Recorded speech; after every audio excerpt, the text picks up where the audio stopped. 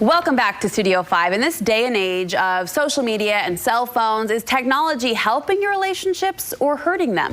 My next guest says too many people are at the beck and call of technology. Dr. Matt Townsend has 8 rules, in fact, for healthier online living. I love this. I see 2 applications. Yes. 1, we could teach the kids. Oh, yeah.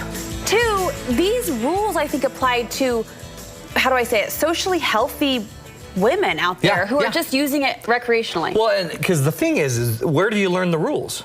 Where do you learn the But you rules? know what? Here's the deal. Why you got to teach your kids and maybe healthy women. Yeah. Because Santa's mad. Is he now? I've been talking to him. Okay. I saw him at the mall. Oh, hey, Santa. I was there early. You first in line, actually. Yeah, first in line today. Okay. I just came from there. But he's mad because all of these kids are getting phones, but no one's sitting down and teaching rules. Right. And these phones are like, this is crazy. This is like sending your child to where is it? Amsterdam.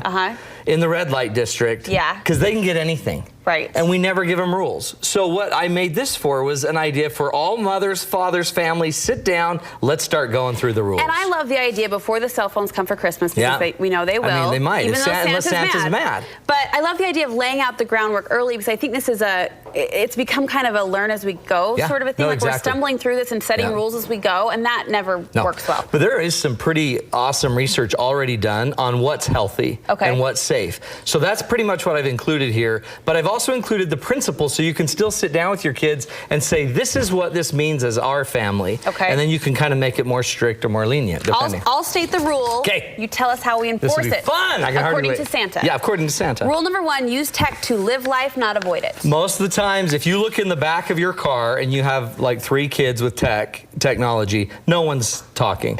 Everyone's avoiding each other. We all just get into our tech. Basic rules. Don't you dare turn your phone. Don't you dare text somebody that's sitting next to you. Turn off phones. Let's start talking. Let's start being present. I maybe got a text from Mark the other day who was in the basement and I was upstairs. See, that's, we used to have intercoms. Yeah, I know. But so really we want to use our technology to be more present. Yeah. So use it to set up appointments. Use it when we're at the appointment, though, put the phone away, turn it off, and literally be present. I love that. That's one of the goals. All right. Learn to turn it off. Rule number 2, remember to help, not hurt others. There's a lot of stuff that you can do. Criticizing, we talk to our kids, we don't criticize. Don't ever make negative comments about people online, or just don't ever make it. If you have a problem with somebody, face them face to face. Go talk to them about it.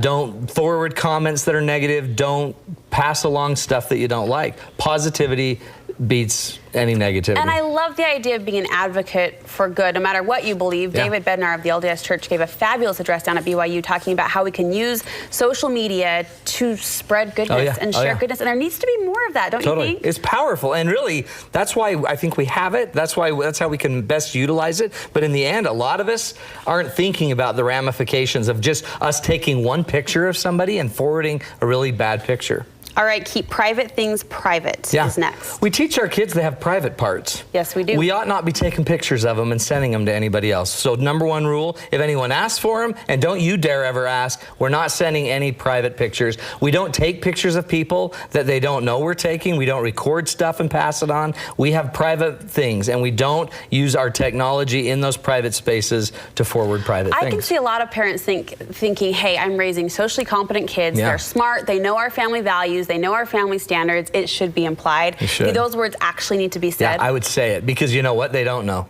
And they're getting closer and closer to the cliff, and they fall in not knowing quite what's going on. They just think it's flirting and having fun, and then all of a sudden you're getting pictures of your friends and your girlfriends. Yeah. It's just not appropriate. So have the conversation. Also, private messages, like there's all these kids Snapchatting and stuff. Snapchat scares me. It was designed for not great intentions, I believe. But yet they're still capturing pictures and then forwarding those pictures on. Keep things private, and kids need to learn about privacy. And that privacy leads into the safety aspect of online living. You got to make it safe, okay, right? We want it safe first and foremost. So we don't talk to people that we don't know. We don't meet up with people. We don't pass our passwords on. We don't give our passwords to other people so they can all join our Netflix accounts. We don't give that private information away. We never tell too much about ourselves. And we're going to sit down with our kids and our spouses and make sure we're very clear about all of that. This idea of cyberbullying, I know, scares a lot of parents. And we oftentimes in news and in the headlines hear about the extreme cases, which are so sad. But cyberbullying is happening even at a lay level. I mean, so I would teach my kids, don't ever gang on. Don't ever pretend to be somebody online that you're not. Right. Don't ever hide your real identity. Right. Don't ever forward pictures that are embarrassing. Don't ever forward a post about a party that you know other people aren't invited to. This is huge for me. In fact, one of my sisters left her Facebook account open. Yes, I snooped. Yes, I was just perusing you were just through. helping. You were a big sister. Yeah, exactly. But I was, there were a couple comments about a party happening Friday night or this birthday event going on, and I thought, gosh, when I was their age, my mom wouldn't let us take invitations to school because you'd hurt people's feelings. You'd have to go, face to face and drop off those invitations. Now you make a YouTube video and post it. Now it's out for everyone to see. So that's fine. Let everyone that wants to do that, but you're not going to forward it. And what I'm learning, and I'm sure you're learning it, is once you have a following in Facebook, you're a steward. Yeah. And so you want to be a steward of your Facebook family and Facebook friends. So we're not going to forward something that's going to offend or bully somebody. How can we teach our kids, teach our families, teach ourselves to be leaders online and not followers? See, remember, we always want people to follow us and follow us and follow us, and yet we never notice that we are a leader. So we're going to lead online we're going to set the tone. We're going to set the mood. We're going to set the messages. Go find, endearing, wonderful, positive stuff. Put that out there. Teach your kids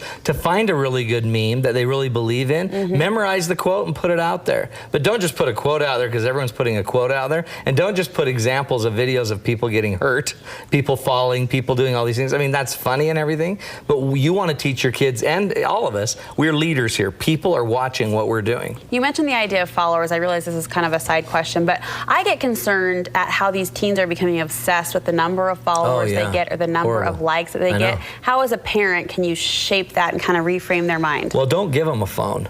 Well, there's one, says Santa. Santa's ticked. I know, exactly. Have I told you? But the other thing is, the research actually shows about more than 330 friends on Facebook starts to negatively impact your self-esteem. Really?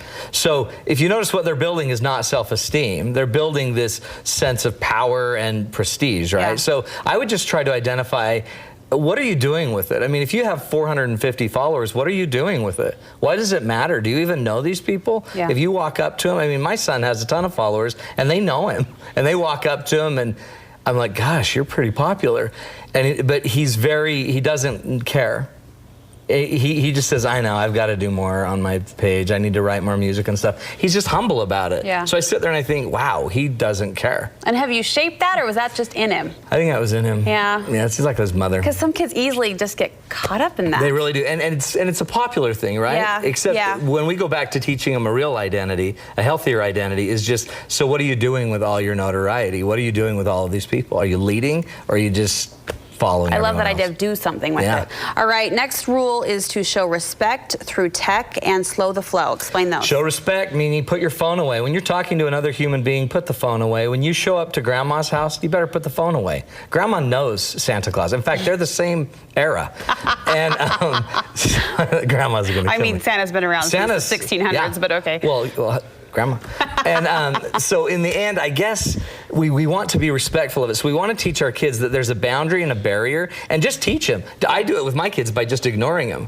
Like when they ignore me, I'll just ignore them right back, and then they'll realize, why aren't you listening to me? Why aren't you doing what I want? I want milk. I want milk. And I'm like, didn't hear you. Give me a minute. Do you remember 5 minutes ago when you were on your phone and I couldn't get your attention? Yeah. So just teach the respect principle. And then what was the last one? Slow the flow. Slow the flow. You have the power to turn it off.